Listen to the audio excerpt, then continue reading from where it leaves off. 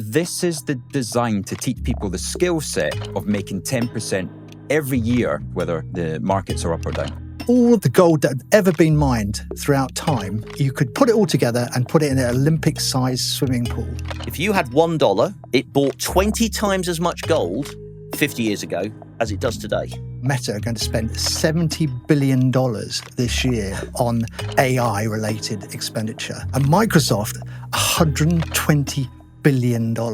This sounds all a little bit dangerous to me. Copper down 20% in a day, oil going negative. China today still buys more than 50%, more than half of all the commodities in the world. Definitely yellow card for that one. Almost a red card, actually.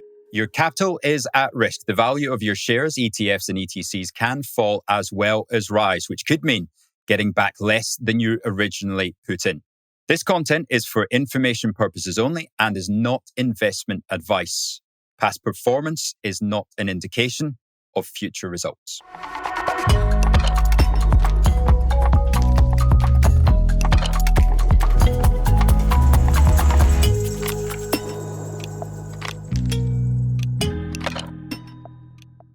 Welcome to episode 4 of The Art of Investing, entitled All That Glitters. This is brought to you by IG, the global investing platform. And as always, I'm joined by my co-hosts. No, it's not a Werther's original advert.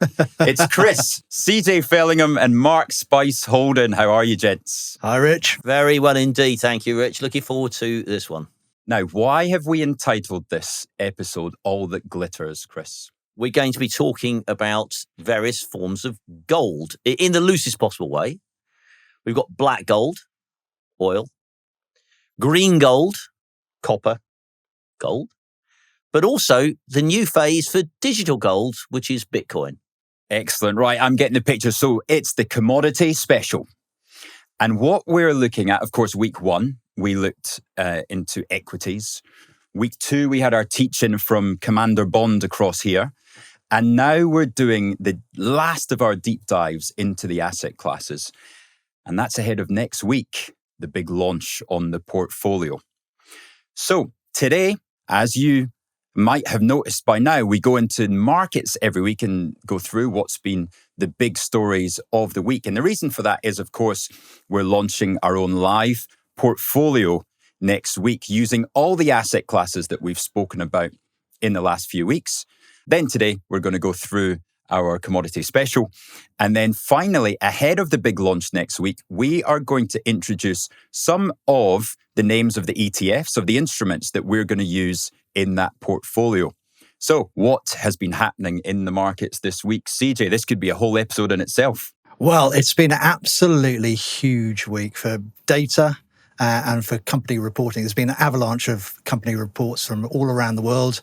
And we'll just touch on a few of them because there are way too many. For example, there's 25% of the S&P 500 are reporting this week. That's just, that's 120, 125 companies, which is just amazing. And that's happening everywhere around the world. The great news is that actually, on the whole, those results have been pretty good. So you've seen NASDAQ and the S&P 500, the two biggest stock markets in the world, hit new time highs again. And I repeat myself from last week, here we go again. They pushed up. Now, to give you some context, NASDAQ is now up 45% from its April the 7th low. Wow. And the S&P 500 is up 34%. Now, these are massive markets. The S&P 500 is capitalized at $56 trillion. So it's absolutely enormous. And even the FTSE 100, once again, here we go. Right. Cheer. FTSE 100 hitting the all-time high. There we go. As we They said it would never happen. 2 weeks in a row. Gosh, can it make 3? Let's see. Anyway, all the other markets have done pretty well. They're also consolidating towards their all-time highs. But probably the biggest shock we got, and we'll go into this in a bit more detail when we talk about commodities, was the copper price had its biggest ever single-day fall. It fell over 20%. As we're reporting now, last night, it fell 20% in a straight line. And that's because Donald Trump came along and basically changed the tariff regime for copper. Yet again, he basically said, look, you can bring basically raw copper, unrefined copper, if you like, into the US without a tariff because we want to manufacture it into things like copper pipes, etc. in the US. And that's what he's trying to do with all this tariff, is trying to bring manufacturing into the US. But if you have manufactured it outside, then you're going to stick to a 50% tariff. Just call that one back just to show how Donald says one thing and then thinks on his feet, or maybe doesn't think on his feet. Somebody else does a little bit of work in the background and says, Donald, that wasn't the most sensible thing you ever said. And then he changes because he started off saying anything to do with copper had this tariff on it. Then he realized that it takes 25 years to mine any copper. You want to build a new copper mine, sink all the investment in there, do all the stuff, takes 25 years. We can't do that in the short term. So let's change the rules. Absolutely. He's obviously had a lot of American executives whinging at him that, it was going to hurt them. And quite rightly so. I mean, copper goes into so many things, house building, wires, AI stuff. It's and everywhere. The new data centers and the electric cars. And yeah, I mean, it's one of the biggest commodities out there and a very valuable one, obviously. So yes, he sort of, threw the cat amongst the pigeons last night. When we spoke last week, we were all waiting to see if he was going to give the European Union a favourable tariff deal. And we were guessing that it would be the same as he gave Japan earlier in the week. And he did. He duly delivered with that, a 15% sort of tariff for Europe. So that was good. European markets reacted accordingly and just rose a little bit on the back of that. How did that go down with individual countries in Europe? Well, I'm not going to get into European politics, trust me. That's for another podcast, maybe at Christmas. And my kids will never forgive me. The more shocking one was that actually India, obviously who now have the biggest population in the world, were hit with a 25% tariff. And they were hoping for a 19% tariff. But just to show you that this is all getting behind us now, the Indian stock market basically fell about 1% when it was immediately announced and ended the next sort of 24 hours actually higher than that. Okay. So it shows you that sometimes there's a saying in the markets, it's better to travel and arrive. And, in this case, people had expected that probably to be a bit worse than anticipated. And it was. So the market said, OK, fair enough. And on we go. Let's look forward to the next. And at last, can we put tariffs behind us? We put them to bed and that's it. Personally, I think we probably have. I think any news now we get on tariffs, apart from the ones that surround Russia, because there is...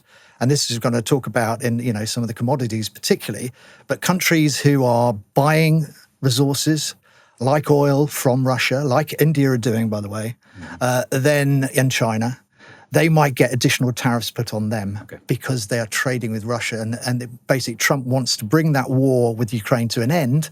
And he sees the tariff threat on those other countries as a way of putting pressure on Putin and co to end that war. And that, if he does that, then that's great because we don't like war. Can I say a couple of things there? One, on the tariffs, I don't think we can put them to bed because I think that Trump has shown how easily he can bully the rest of the world. And so any other issues that come along, he'll just say at some stage, well, if you don't cooperate, we'll put some more tariffs on you. The other thing I would say is Mark said something very important there with regard to a city saying better to travel than to arrive. Mm-hmm. It's a saying that's been around for years and years and years. And essentially what it means is that the market's job is to anticipate things before they happen. And this goes back to one of our first episodes where we talked about the fact that people get surprised that when some results come out, the market goes down rather than up because they were great results. And it's all due to what has been anticipated and what then that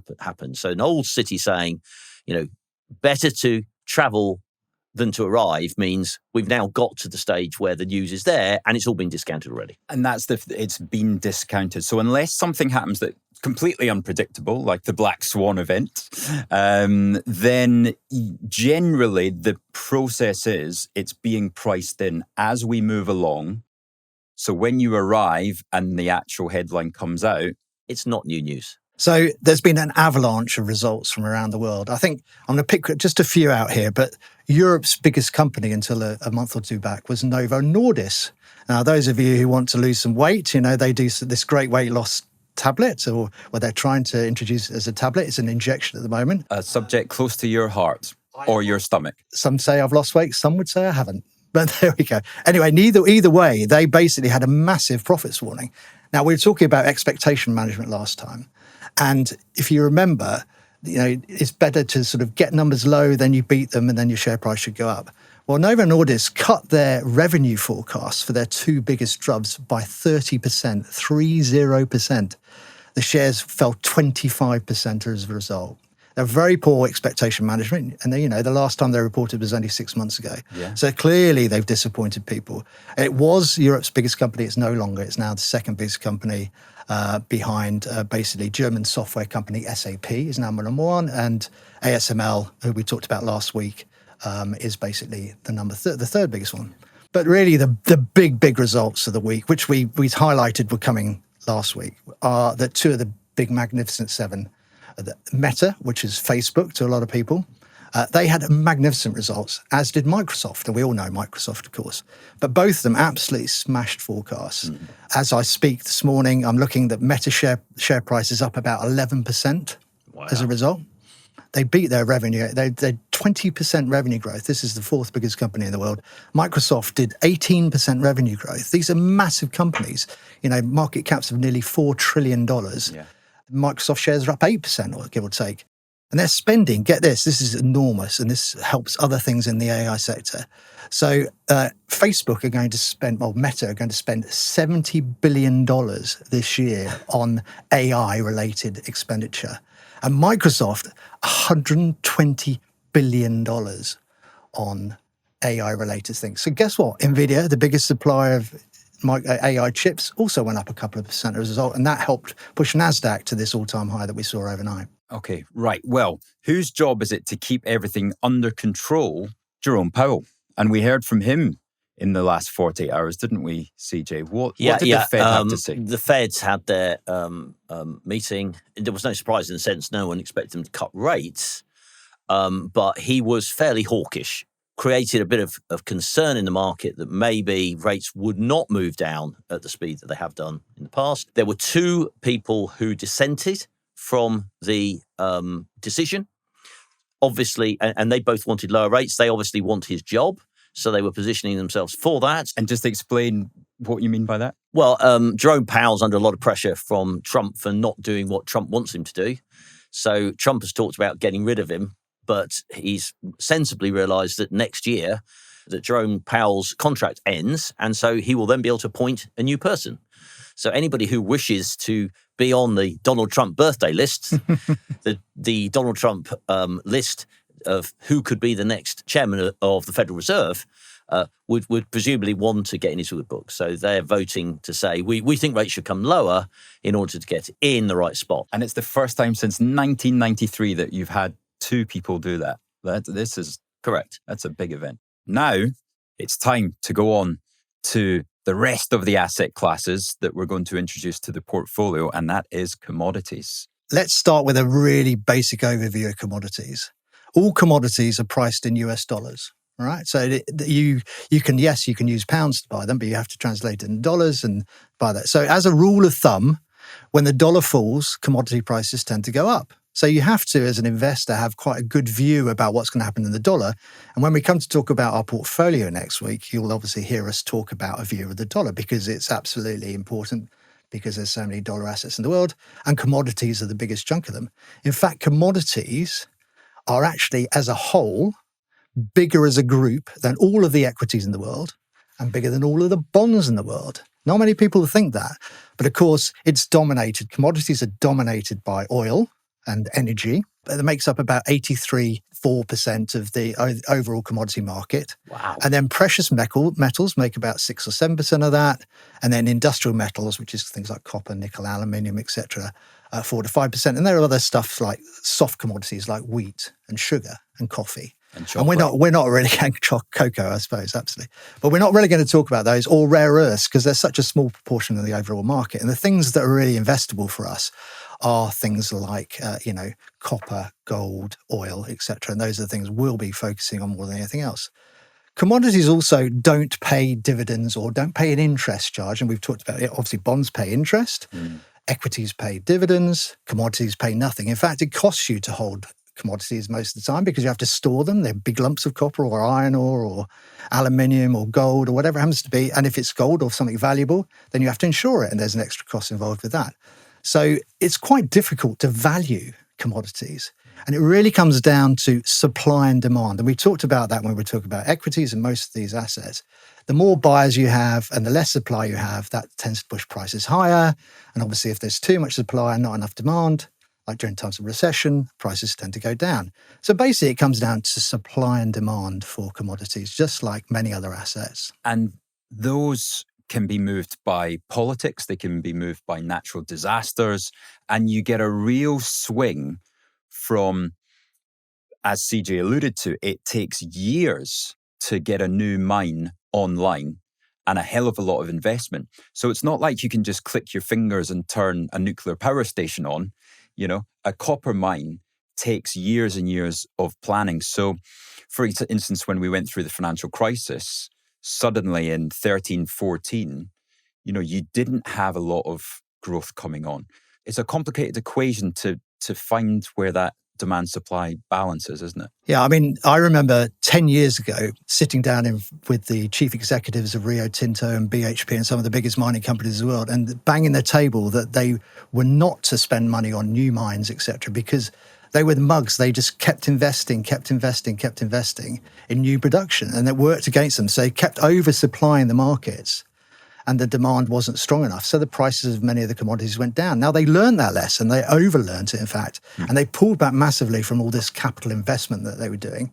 And so now, if you look out, and we'll talk about copper in a minute, for example, you can't see any new big mines coming on for copper for the foreseeable future. Right. And as you say, even if they started today, found a new sort of copper deposit and took it to market, it would take, give or take, 19 years if it's outside the US. But in the US, because of the regulations are much stricter, etc., ironically, then it might take 25 years.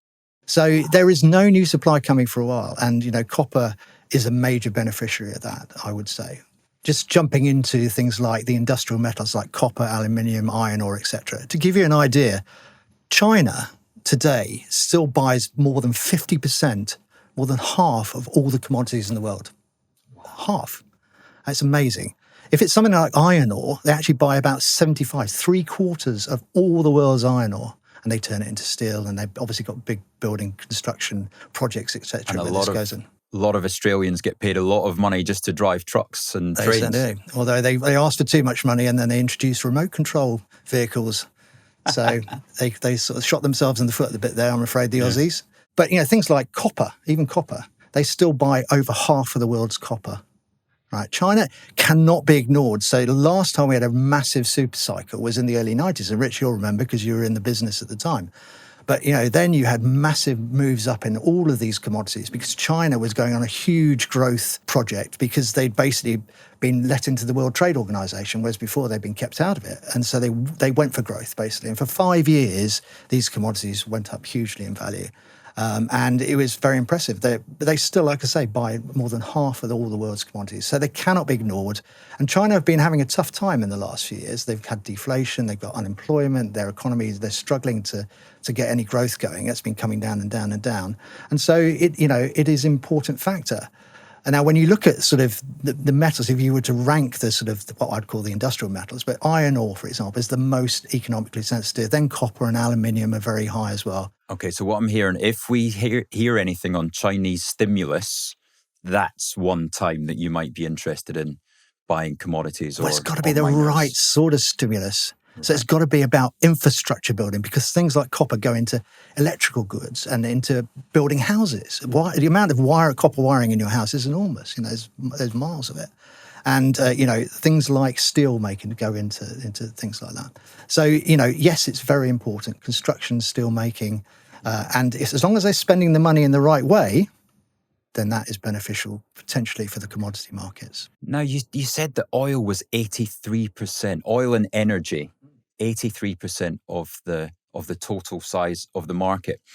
I remember a time when it gives you the perfect example of supply-demand economics, where the supply was, stable, but the demand collapsed during COVID because we all stopped even leaving our houses. Did the oil price go negative just after that? It was a little bit before COVID, but it was around the global financial crisis. And basically what happened was the Americans particularly had pumped so much oil, they'd run out of space to store it. Now, if you get oil out of the ground, you pipe it to a refinery. The refinery turns it into a different product, sort of a different sort of oil, lighter or heavier, that goes into aeroplanes or your car or petrol, whatever. But you've got to store it somewhere. And all the storage in America was full. So actually, it's very difficult to stop pulling oil out the ground. Once you start pumping, you can't stop it. It's very expensive to stop.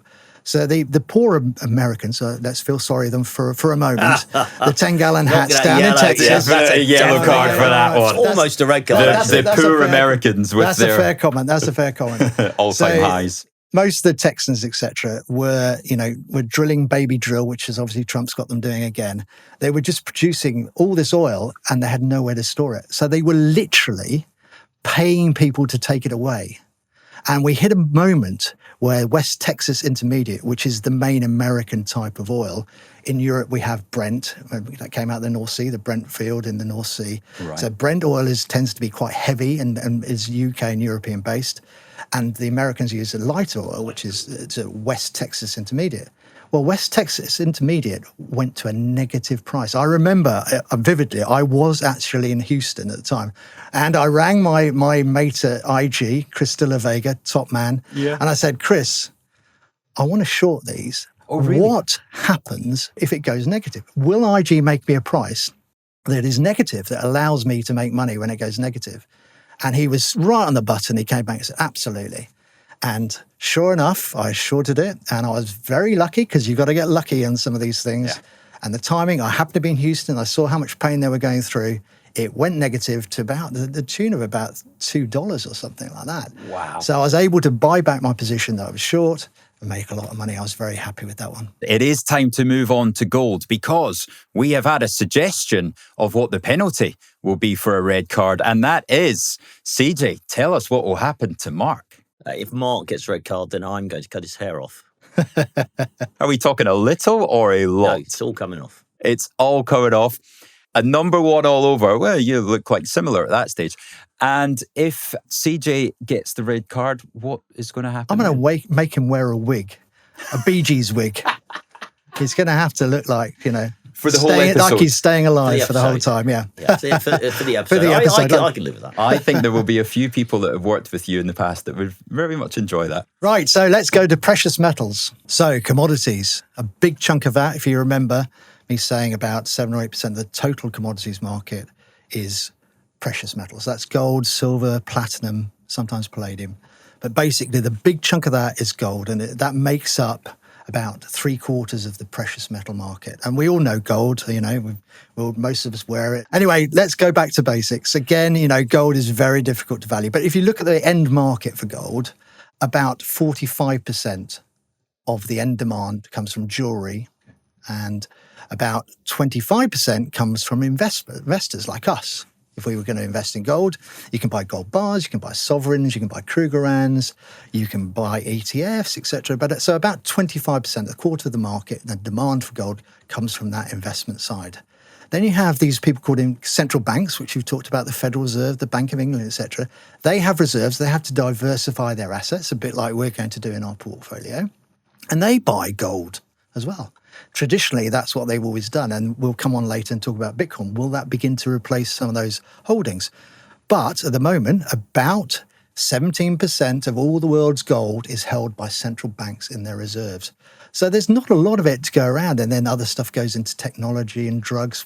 Gold goes into drugs and tablets and things like that. It's got a pretty diverse usage. Take us through what Gordon Brown decided to do with our gold reserves. What a star he was. So yes, back in the when he was Chancellor of the Exchequer, he publicly told the world that we were going to sell down our gold reserves. And so, of course, the market makers and the market sort of got ahead of him, pushed the price down and down and down. And the minute he put his hands up and said, we're all done, we don't have any gold reserves left anymore, the price went shooting back up again. And it's never been there since $220 an ounce. And what is it today? 3,300, yeah. So that was the low, pretty much. What a star, eh? There we go. Let's move on quickly. But central banks have been back in the market buying in the last couple of years, haven't they? They have. People like, so the growth economies like India, like China, have been in buying gold for their reserves. And China started with no gold reserves, and India have been doing the same. India love gold, by the way. So actually the end demand, because jewelry demand is so big in India, that the Indians are the biggest buyers of gold as a country. They buy about 30% of all the gold out there. And China buy about 25% of it. I don't know if you know, but if you go around Beijing and Shanghai, they have vending machines with little gold bars and gold coins in it that you can put your cash in and you can get gold out in vending machines. As you can in Harrods here. I've heard from a friend. Well, they wouldn't be in the East End because they would have been robbed by now, as they say in the book. In fact, there have been some gold heists in London over the years. Brinsmack, absolutely. Brinsmack, it's been very good. So together, India and China account for over half of all the gold demand out there. And the rest of the world is only 45%. Gold can't be valued because, like all the other commodities, it doesn't pay a dividend, doesn't pay any interest. And to store gold, because it's valuable, you have to insure it and you have to sort of put it somewhere. And that charge, it can sometimes sort of be quite costly, particularly if interest rates are high. So if interest rates are high, you've got to worry that actually you're going to have to pay a lot to store in Hatton Garden or wherever you might want to hold your gold. So physical gold can be very expensive to store, and interest rates can hurt. So we have to be aware of that sort of thing. The supply side, a bit like copper and some of these other commodities, the mining companies have been very reluctant to invest in new production, so the supply side is quite constrained. And I'll give you a little thought here. When I first joined the city, there was this urban myth that you could, all the gold that had ever been mined throughout time, you could put it all together and put it in an Olympic-sized swimming pool.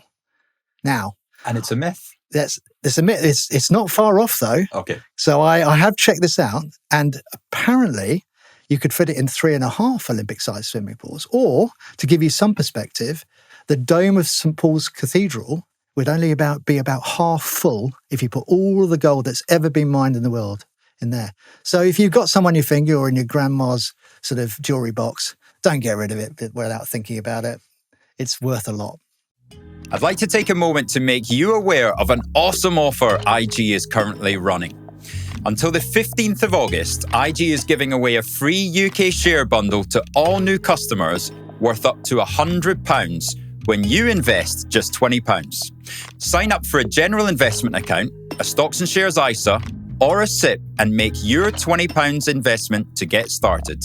Your capital is at risk. The value of your shares, ETFs, and ETCs can fall as well as rise, which could mean getting back less than you put in. New customers only. Offer is valid until the 15th of August for ISA, GIA, and SIP accounts. Other fees may apply, and T&Cs apply. Fantastic. Now, what about those beautiful Bitcoins? Take us on to the digital gold, the gold of the future, or is it, CJ? It seems rather quaint that the oldest person around here is talking about the youngest gold asset. And so it falls on me to talk a bit about cryptocurrencies and Bitcoin. First of all, let's all have a little bit of a health warning on these things. Cryptocurrencies are digital assets, but they're traded on unregulated exchanges. The assets are therefore not regulated by anybody. They're very high risk, and people need to understand that they are risky and they are volatile. Bitcoin itself was the first cryptocurrency, or digital token, as I think it's more accurately known. It was created by a chap called Satoshi Nakamoto in 2009. No one knows who he or she really is, although some suspect it might be spicy. If only. Do you think I'd be sitting here if it was me? Yes. By choice. Because you want to give so much back to us. That's what Obviously. it is. Widely believed that the creator or one of the creators is English, because in the original paper, then words like colour were spelled the proper way. As always, the conspiracy theorists will find something to back up their view on what's going on. I hadn't heard that one before. That's one to go into my scrapbook. Perhaps Scottish. They are created by Bitcoin miners who police the Bitcoin blockchain. Chris, you just introduced a new term there, the blockchain. Take us through exactly what the blockchain is in relation to Bitcoin. A blockchain can be thought of as a ledger, a digital ledger. And how can I bring that to life a bit better? A ledger is where records are kept. So think 100 years ago. You're going to your bank 100 years ago. There's someone looks a bit like me, sitting behind a high desk. Probably your brother, was it? Or with a quill in my hand, marking money as it's coming in and marking money as it's going out. And I've got a ledger in front of me and it's being done by hand. And that's how all these things used to be done in the old days. In an electronic world, when you put it onto the computer system, this will be called a blockchain. The system is built to police itself. So it is, and it is decentralized. So there's a computer coding that's working in the background, making sure that things are only being marked onto the ledger when they have been agreed by all the participants, and they are the Bitcoin miners. The first person to agree that block, and everybody else then agrees it, wins a little prize of some Bitcoin. So the Bitcoin miners make sure the system works. The system is completely protected in terms of coding, so nobody can muck around with it. Mm-hmm. And that is your first example of a blockchain. And there is a limit to the amount of Bitcoin that ever can be created, because it's going to get more and more expensive. Over time, it gets more and more expensive through a process called halving. We don't need to go into the technicals of that in a moment, but it gets more and more expensive. There can only ever be 21 million of them. And there are 19.7 million at the moment. As with all cryptocurrencies, Bitcoin included, they're very easy to trade on these exchanges, but it's very difficult to get money from your bank to a platform because, given the reputation that cryptocurrencies have got, it's a very highly regulated process. And so when we think about how are we going to reflect positions in this world, if we want to have any within our portfolio, we're going to be thinking in terms of an ETF or buying off a platform such as IG. Why is this even relevant? I mean, there's this digital token that exists in the ether, let's say, somewhere. Why is that even relevant? Mm-hmm. Right? What we need to understand is that one of the goals of wealth creation is to protect the power of the pound in your pocket, or the dollar in your pocket, or whichever currency you are investing in. Unfortunately, the history of the global financial system is that when the going gets tough, politicians and central bankers tend to print money and their currencies tend to fall. And just some examples of this, just to really make this clear. Did you know 50 years ago, the pound traded against the dollar at 2.4? Wow. 50 years ago. And here now we are with the pound against the dollar at 1.3. And the Liz Truss debacle got us down almost to 1. Yeah. The pound buys far less of anything than it ever used to. So although we may look at our numbers and say, oh, I've got this much money, I've got that much money, in terms of buying power worldwide, it's poor. The dollar, if you had $1, it bought 20 times as much gold 50 years ago as it does today. $1 buys 20 times less gold. So it does tick a lot of boxes. One of the first things you said is that supply and demand is very important in this whole complex that we're looking at today. Now, you've told me there's limited supply of Bitcoin. There's only ever going to be 21 million. There's limited supply of gold getting dug out of the ground. The central bankers continue, along with governments, to give endless supply of more dollars, more pounds, anytime there's a hint of a problem that they might not get voted back in. And therefore, that is what I do not like about fiat. And if I don't like fiat, I like That's not Fiat the car company. That's not Fiat the car company. I don't like those either. I can imagine marking a little chinky Trento though. Alfa Romeo, maybe. You used to have one called Fearless Fred. But that's for another day. That's a long time. I mean, I think it's really important. And Bitcoin is going to be really interesting to see how it evolves, because gold for hundreds of years has been something of an inflation hedge. As Chris says, gold has held its value against all these other currencies. So the inflation hedge means when inflation goes up, the price of gold goes up enough to compensate for you that. And, even in the last in recent times, we saw when Russia invaded Ukraine and there was a huge amount of inflation, obviously interest rates had to go up. But, the gold price is up 75% from where it was a month before the Russian invasion of Ukraine. Wow. It has protected you against all that inflation you've had. And remember, we had 10%, 13% inflation around the world. It's also great at protecting you during crises. So, it's notorious during wars, people take gold and they travel, and God forbid we never have to see that sort of thing again. But during the great financial crisis, gold rose 25% that year. When COVID happened, it rose 28% in the next 6 months. So gold has this habit of doing well when there's crisis and when there's inflation. And I think it's going to be really interesting to see how Bitcoin does during this time. Now, my instinct is it is the new digital gold. Now, this takes us perfectly on to when we're going to set up this portfolio. There's going to be the big launch next week. What kind of instruments are we going to consider, whether they should be in there or not? So we thought it worthwhile to put up a graphic today of 25 to 30 of the kind of ETFs and instruments we will be considering. Now, we're using all the asset classes. That's why it was so important over week 2, 3, and 4 that we did these deep dives into equities, bonds, commodities, gold, and Bitcoin. They are just, designed to reduce the volatility because, Chris, we're not going for racing against a benchmark, are we? We are looking at an absolute return. Just take everybody through what that means. The plan is that we're going to construct a portfolio which will return 10% over the next 12 months. We'll be altering those allocations each week as we see fit, but that's the plan, to try to get to 10% or more, whether the markets go up or down. So we're going to have to really set ourselves a strict task. It's fine when equity markets are moving up and everything's fine. When they start moving in a negative direction, or they are moving in lots of assets are moving in different ways, we've got to catch the ones that are going up and try to be out of the ones that are going down. So let's hope it's a really easy period. We don't have to work too hard. But knowing how these things always work, it'll be fun and nice and easy for a lot of the time, and then suddenly something will blow up. And that's where we will be hoping to show people how live you can see the pain we're going through trying to make these decisions and decide what the right thing to do is, which should help our listeners with their own portfolios and what they're trying to do. That's it. Spicy, you've got a wealth of experience in wealth management.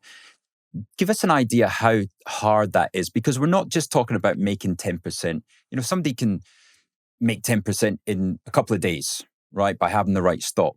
But this is the design to teach people the skill set of making 10% every year, no matter, as CJ says, whether the markets are up or down. It's incredibly difficult. And, people, just like you say, could go out and buy one stock and it goes up 10% in one day. And then if they were wise, they would sell it. And some hedge funds, I believe we were talking about earlier on, encouraged you to do that if you happen to have to make that money that quickly. But I think if you're with the wealth management industry, want you to stay invested. It's a natural thing. They want you to be invested because they get a fee out of what you are, what you've got invested with them, and they get fees every time they trade, etc. Now, there are rules about over trading, and there are regulators try and stop that sort of thing. But we won't be over trading unless we feel we need to have to. But we are very conscious about, as we've explored in our earlier episodes, the long-term returns you can get out of the different asset classes, and we know that equities are right up there, and they're the best inflation hedge, and they generate about 10% a year. And bonds give you about 4.6% a year, and cash gives you less than 3%. So with that in mind, imagine how the portfolio is going to be skewed if we are trying to make 10% a year over a long period of time. And that's what we're aiming to do. Great. Now let's look at some of those assets. The wonderful graphic up on screen. If we're looking at equities, we wanted to have a breadth across Europe. So we got choices there in UK, in the Eurozone, in Germany. Then further afield, of course, US large caps. We've got Japan. We've got China. We may want to be specific in emerging markets with some broad exposure there. We may want to be equal weighted. So take us through what the S&P 500 equal weighted is, Spice. Well, you've heard us mention the Magnificent Seven numerous times now. Well, the Magnificent Seven, those 7 companies alone account for 35% of the market capitalization of the entire S&P 500. Now, that means that there are lots of other, there are another 493 companies underneath it that might be doing very well. Some of them might be doubling or trebling, but they're not big enough to make a difference in the top. But if you want exposure, a more even exposure, you buy what's called an equal weighted unit trust or ETF. And that means you have exactly, 1/500th in every single stock. And that way, if the Magnificent Seven don't do well and other stocks do, then you'll benefit that way. And these are easy to find on the IG platform. You just use the search function. Absolutely. And, look at S&P 500 equal weighted and you'll get a list of things that you can invest in that will do that job. And to get an idea of all the ETFs that are available, you can just search iShares, and there's pages and pages of them, along with other ETF providers. There's numerous, isn't there? There's VanEck, there's Granite Shares, there's Wisdom Tree. Yeah. I think we're going to be quite conscious. When I was a wealth manager, it's important to try and minimize the cost for your client. And we'll be doing exactly the same. So we're going to be looking for ETFs that do, or products that do the job, and they're cheap. Now, take us on to how do we get exposure to fixed income here? We've got a couple of gilts ETFs, in fact, 3 of those. Then we've got treasuries of different maturities. I don't really want to see a sight in my mind again of the yield curve that we did last week with the 2 guys and holding the hands out together. But different parts of the bond market are influenced by different things. So with the bond selections, we can focus on the very short-dated bonds, if you remember, the ones really affected by interest rates in the short term, or the very long-dated ones, those affected by supply and demand, inflation, all those other things. So we will be talking it through next week where we want that exposure, but we're just giving ourselves the tools to be very precise in where we want our exposure to be. Excellent. And then moving on to this week's specials, the commodities. We've got the iShares Physical Gold ETC, Wisdom Tree Brent Crude Oil. We've got copper from both Wisdom Tree and a daily hedged version as well. And then we go on to our thematic blockchain VanEck crypto ETF. Now, take us through. That's not quite Bitcoin, is it? Yeah, so you can't put Bitcoin as such into an ISA. The safest way to buy Bitcoin must be to buy an ETF of Bitcoin. Then they can see who owns it. It's open and transparent. We can't buy that. There's one in the States, the BlackRock ETF, biggest, I think, ETF probably now in the world. In the US, you can buy it. We cannot buy that here. So the only thing we can really buy here are surrogates of it. And there's one thing called the VanEck Crypto and Blockchain Innovator UCITS. It essentially invests in lots of companies, all to do with Bitcoin. So Coinbase, MicroStrategy, all these other things. That silly thing of yours that one day you'll talk about, the smarter web company or whatever. I'm sure that one day will be there. All these things that are very linked to Bitcoin are in there, but not just Bitcoin, the power supply, the huge computer investment, all that sort of stuff is in there. It's a volatile instrument and it's pretty correlated to Bitcoin, but it's the best thing we can do. Great. So, and then finally, we might want to have a little bit of cash, as most portfolio managers do. So we've got the Amundi Smart Overnight Return Money Market Fund in there. That just gives you a little snapshot of the choices that have to be made next week. It's going to be interesting. There's going to be a debate because I can already tell that we might not all see eye to eye. So tune in next week for the live portfolio manager. The fighting portfolio construction meeting. That's right. And it's exactly... Bring it on. Right, we've got a very quick question before we move on to the close of today. CJ, if I bought a 10-year bond, like you described the process of doing last week, so say I'm going to get a 7% coupon on that, right? So I've got it. I plan to hold it for the 10 years. Why do I care about the price movements from now until it matures? In fairness, you answered the question yourself, which is if you're going to hold it till redemption, If you're going to hold it for the full period, you don't care. You don't mind where it trades in the intervening period because you're going to get your coupon every year and then you get your money back at the end. So you won't care. However, in the real world, we all buy things and then we suddenly think, oh, maybe my view's changed on where I think interest rates are going to go, or maybe I need cash to buy a new car or a house or whatever, or maybe there's some other expenditure that I need to make. And therefore, I need to think about, should I sell this bond? And that bond will then have moved according to how interest rate expectations have changed. And remember what we said before, if yields have gone up, guys, where a bond price has gone? Lower. So they've gone down, so you'll get a lower price then. And that's why it might be useful to you. If you're going to hold it to redemption, don't worry about it. So that is us for the week, gents. Thank you very much for your wisdom drop yet again.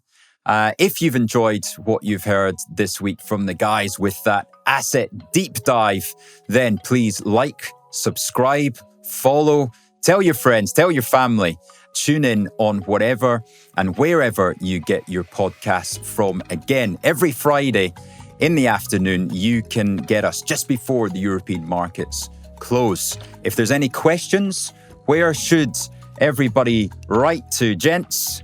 The Art of Investing at IG.com. It's almost as if we practiced it beforehand. Have a great week. We'll see you next week. Best of luck. Are we at all-time highs? Just as we launch the portfolio.